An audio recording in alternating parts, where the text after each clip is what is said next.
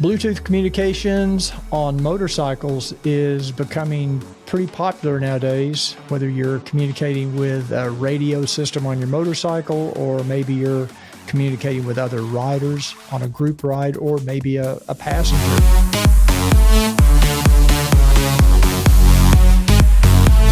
Welcome to another episode of Garage Talk, the podcast for motorcycle enthusiasts with your host, Cruiseman. Today's episode is sponsored by Cruiseman's Garage Honda Goldwing Maintenance Videos, a collection of more than 80 videos that show you how to maintain your own Honda Goldwing.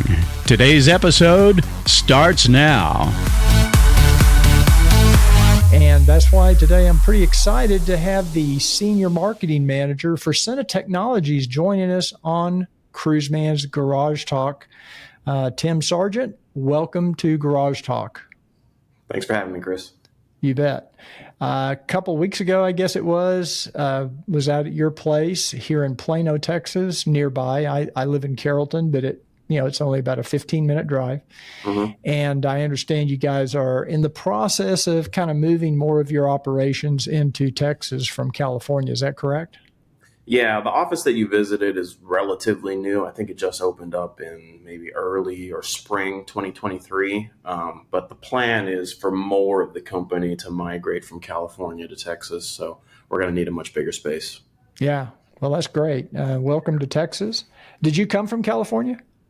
I did originally. I wasn't working for Sena at the time. I was actually working in the firearms industry, and there's a few better places to be than Texas for guns.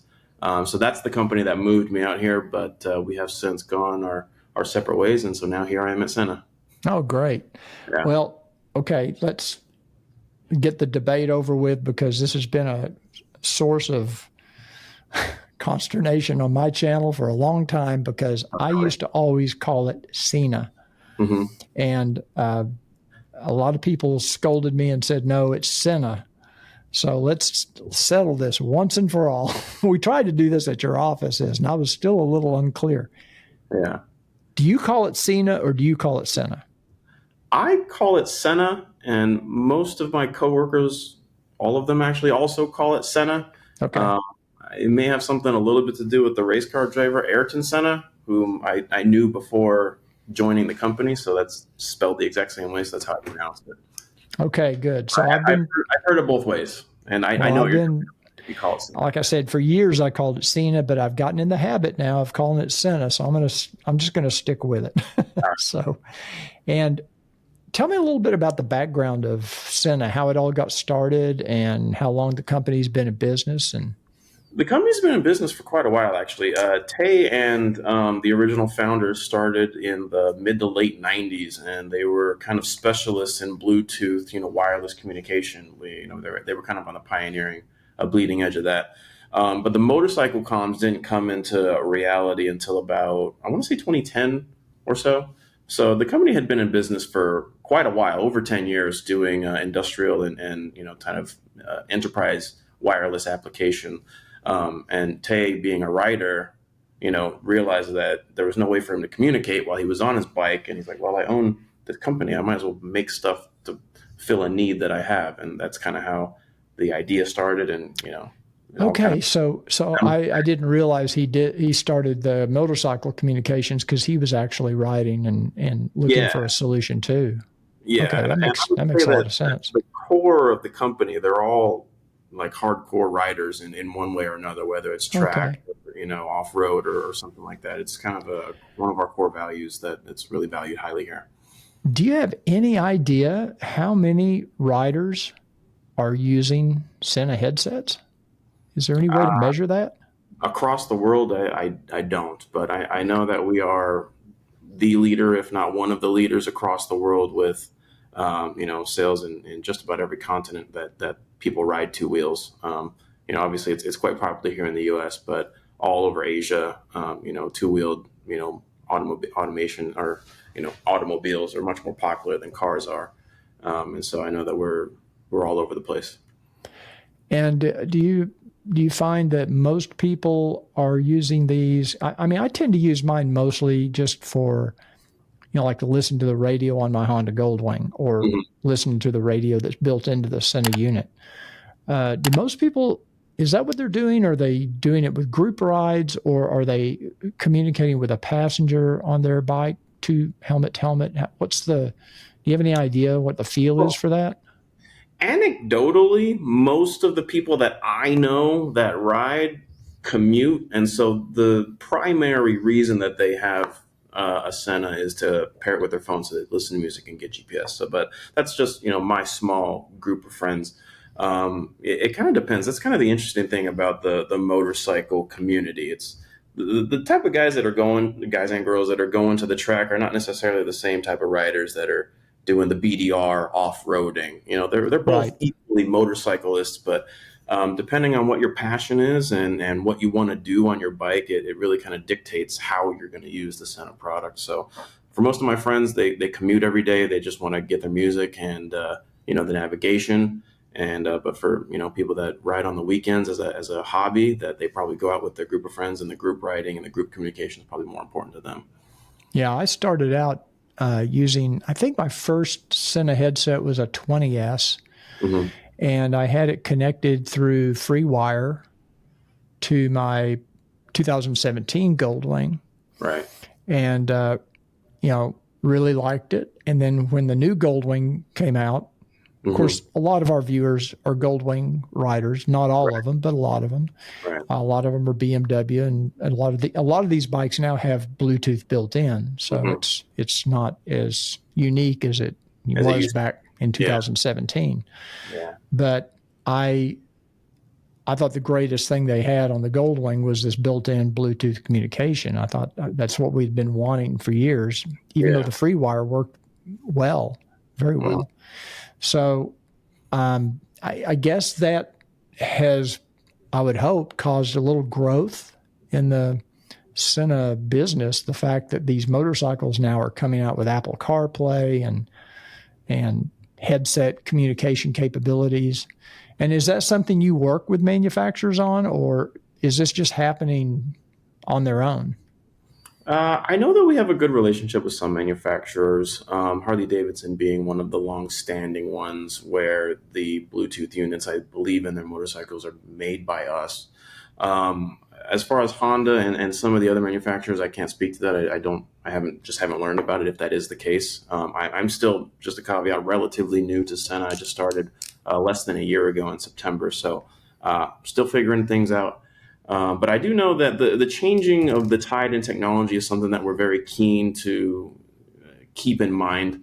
And so with the Goldwing and some of the other bikes coming out with, full dashes, that's an area of product development that we're looking into tapping into and maybe providing at either an OEM level or an aftermarket level for bikes that are older that didn't come with this type of technology, because it does really change how you interface with the rest of the world. I mean, a lot of times you don't think about it, but if you're riding a motorcycle and you're not connected, you're actually very isolated from everything, right, except for what's immediately, within arm's reach of you. So, first and foremost, we are a communications company.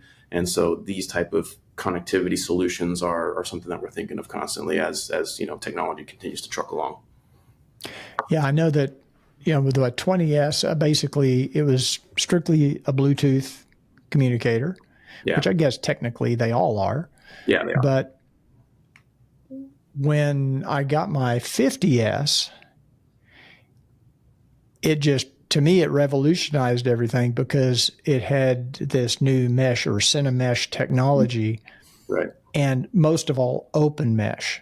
Right. Where, if I have a friend who has a Sena 50S or comparable or mesh compatible device, you basically, as long as you're on the same channel, you don't have to pair anything. It's just you're there.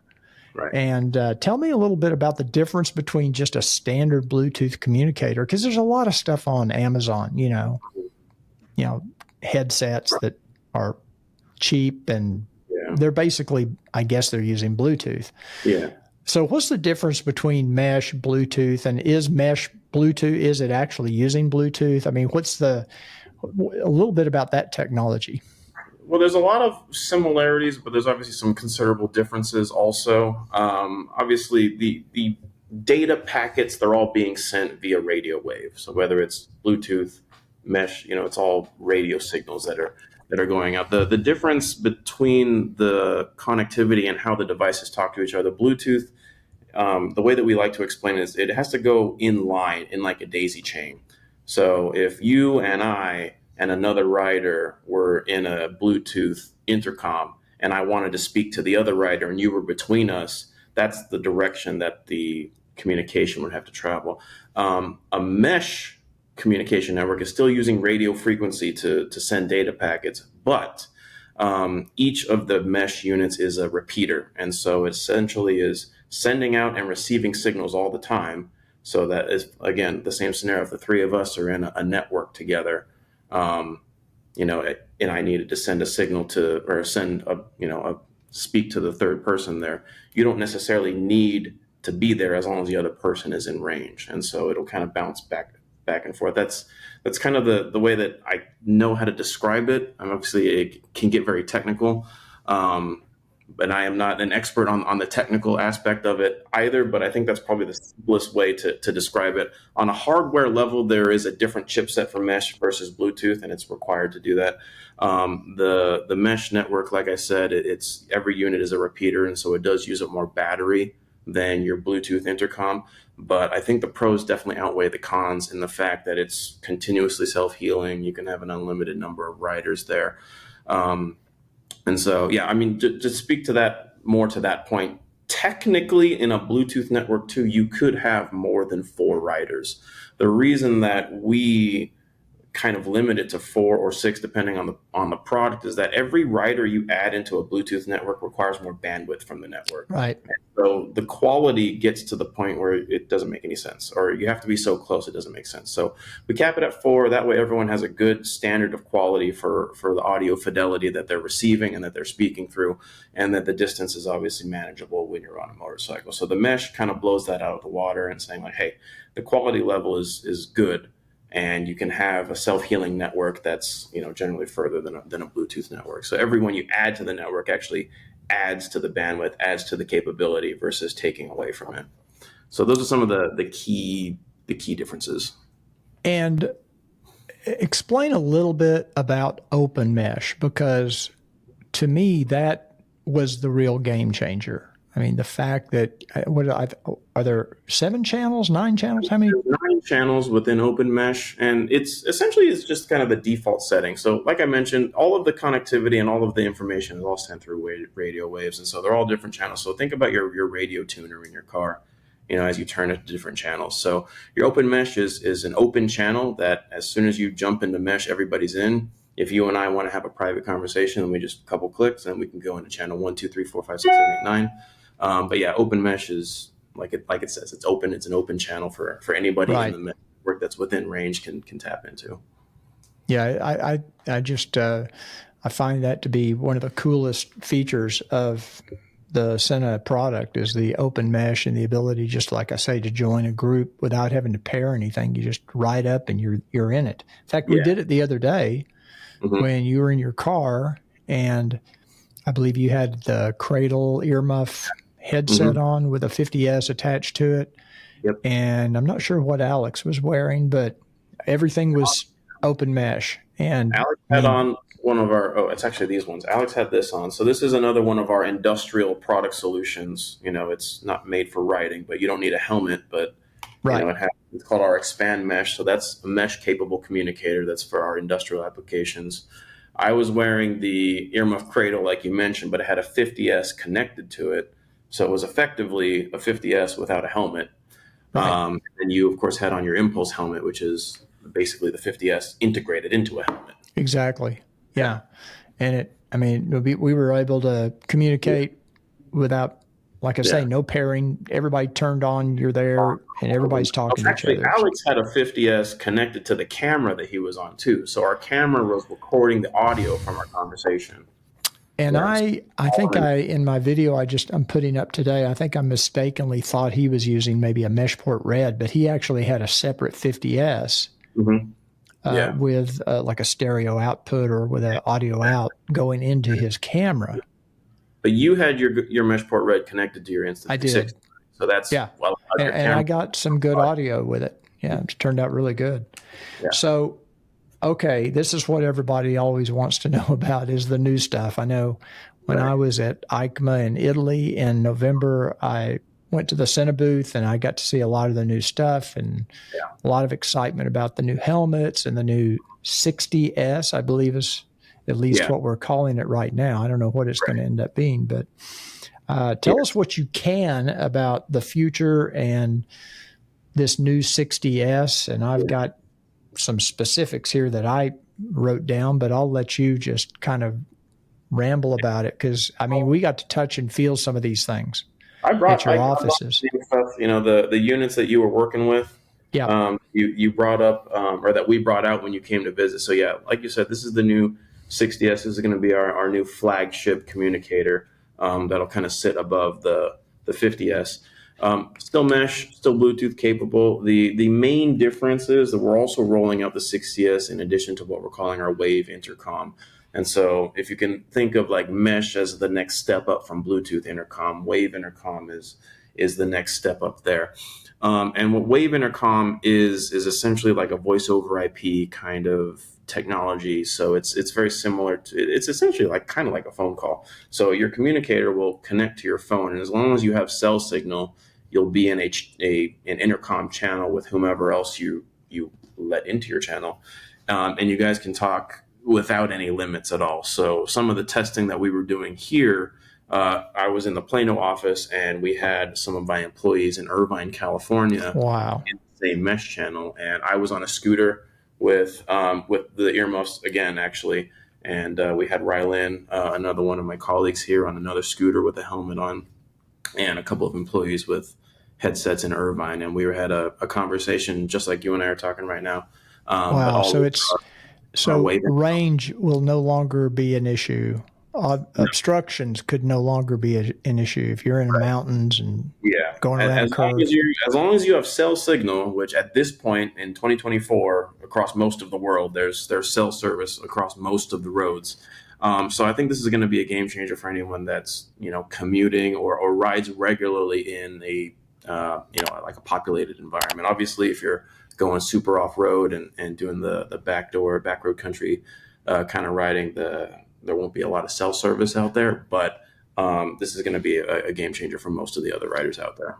And how with this wave technology, if it is using the mesh, Mm-hmm. and let's say I'm on channel 1, you're on channel 1, we're communicating using the wave, we have it connected to our cell phones, but there could be hundreds or thousands of people with Sena headsets on channel 1 with cell phones out there all across the country. What keeps them from being able to come right into your... You specify in the Wave Intercom app which channel you want to be on. And so just to clarify, the Wave Intercom is separate from mesh. So you would have to switch your headset. Let's just say we're all riding in a mesh network and you wanted to communicate with somebody in Europe, for example. Then you would switch from mesh into Wave Intercom on the app on your phone, and then you would be in that channel.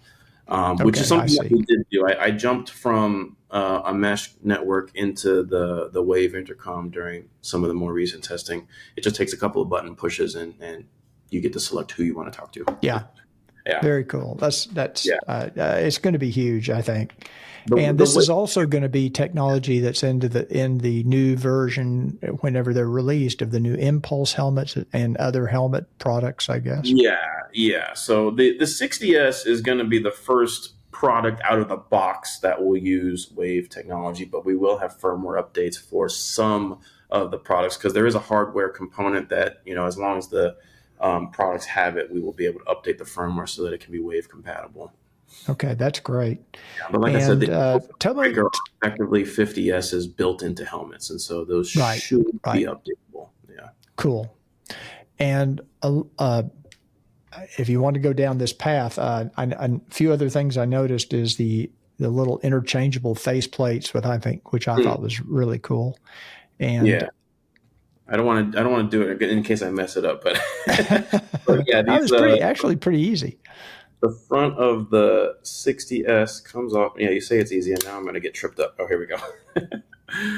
So the front, the face, very cool, and they have different colors and. It's going to come with different colors, and may or may not have color matching options for certain motorcycles out there. Right. So we'll see how that develops. But yeah, I mean, in addition to the wave technology, you're right. The 60S is going to come with a lot of other features. I believe it's IPX6 waterproof, which is huge. And also That is a big one, because I have had a lot of people comment that the reason they held off, maybe they're an adventure rider or they ride a lot in the rain or snow, and they had this fear. Now I've ridden in all kinds of weather with Sena headsets. I have never had one fail because of rain, and I've ridden in some pretty heavy rain. But I think for some people it's a marketing thing, if nothing else.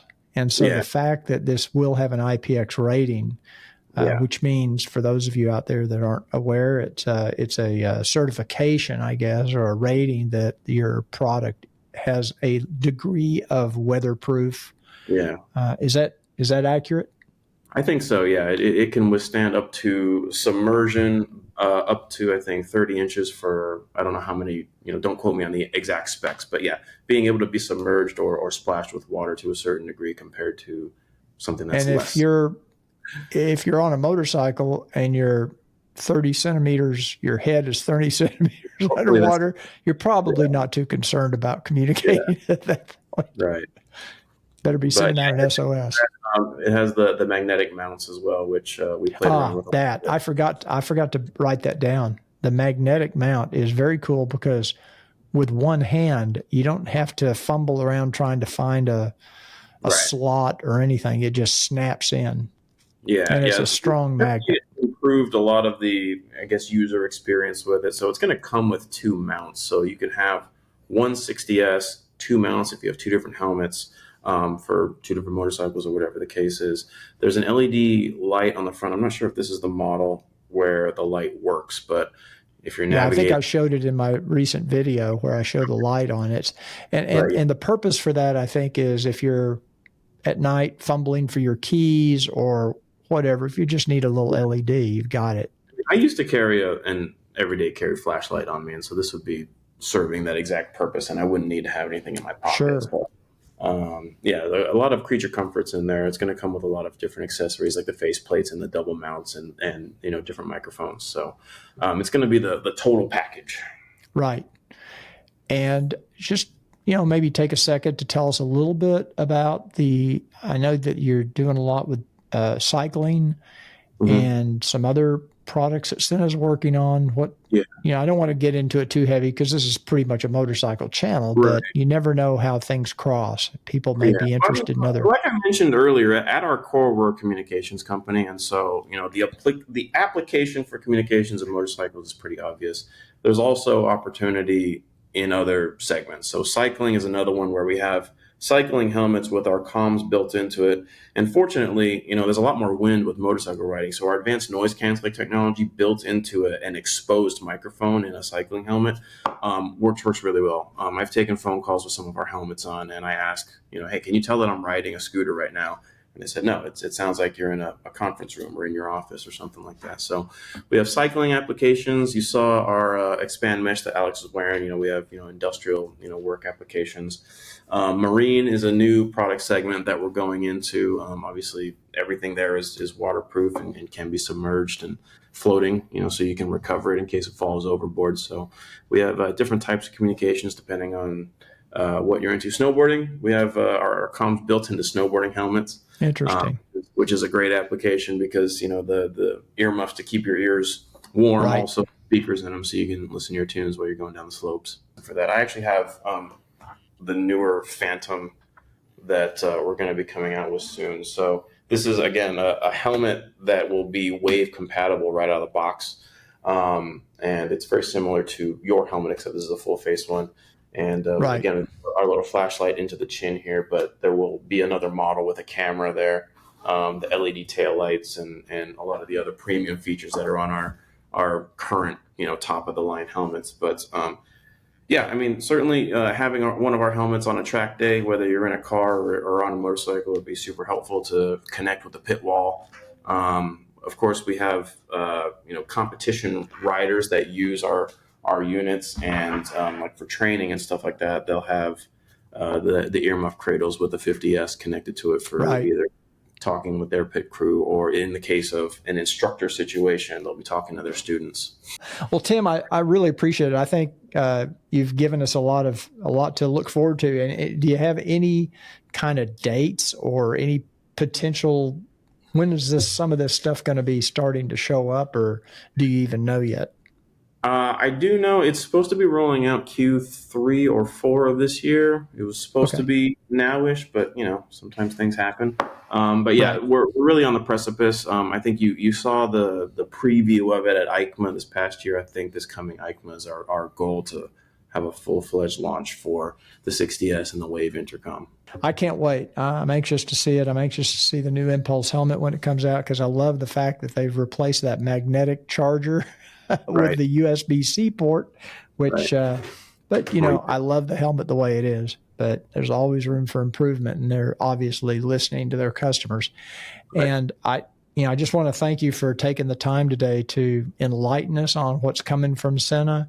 And I will put some links in the description of the video for those of you that are interested, where you can get more information from the Sena website or order from their Amazon page or wherever. Tim, thanks again for joining me on Garage Talk, and I look forward to seeing you. I'm going to probably come out to your offices sometime later this week if it ever stops raining here.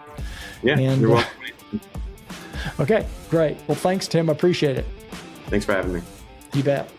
Garage Talk is available on Amazon Music, Apple Podcasts, Spotify, CastBox, and of course, YouTube. You can help support the podcast by making sure you've subscribed to my YouTube channel. Just click that little subscribe button down below. Don't forget to click the notification bell. And if you enjoyed this episode, please make sure you hit that like button and give it a thumbs up. That really does help the channel.